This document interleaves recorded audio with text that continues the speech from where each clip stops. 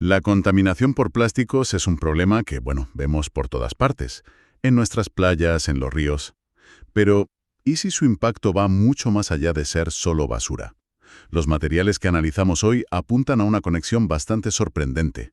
Parece que los microplásticos podrían estar provocando directamente esas enormes floraciones de algas tóxicas, las famosas mareas rojas. Sí, es una idea que choca un poco de entrada, ¿verdad? Normalmente cuando vemos una masa de agua que de repente se pone verde, turbia, pensamos en fertilizantes, en contaminación por nutrientes. Exacto.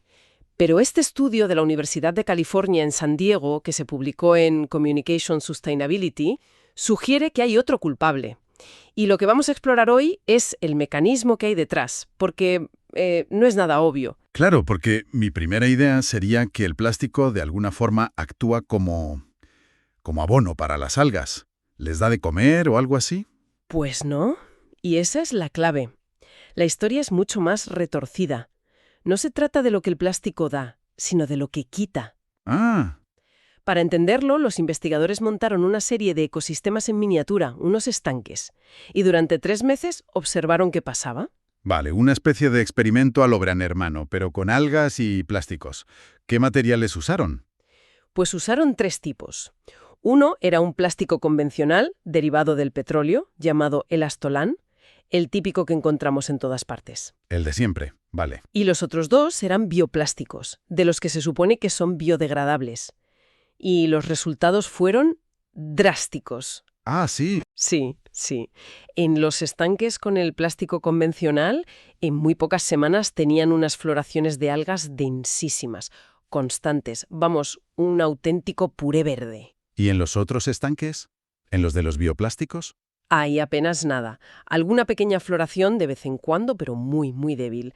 La diferencia era visualmente impactante.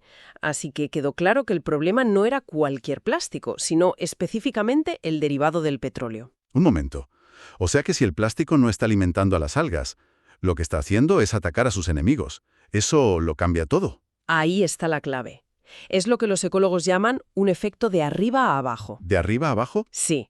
El plástico a base de petróleo resultó ser devastador para el zooplancton.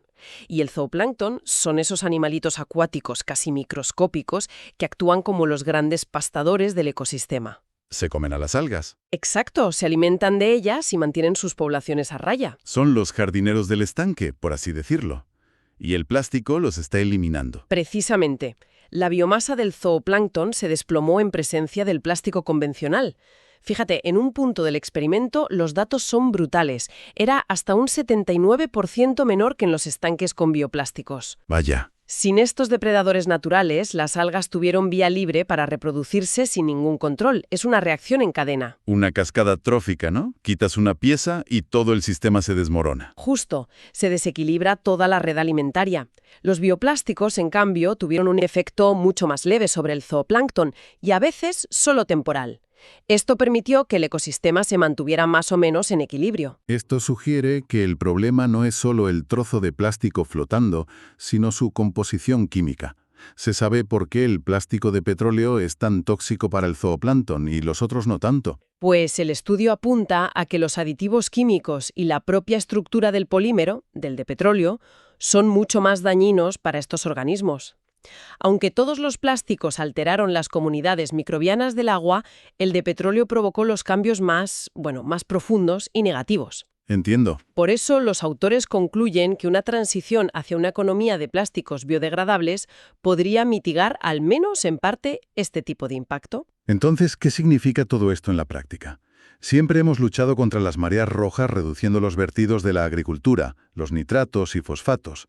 Pero este estudio revela que tenemos otro frente abierto. Sí, que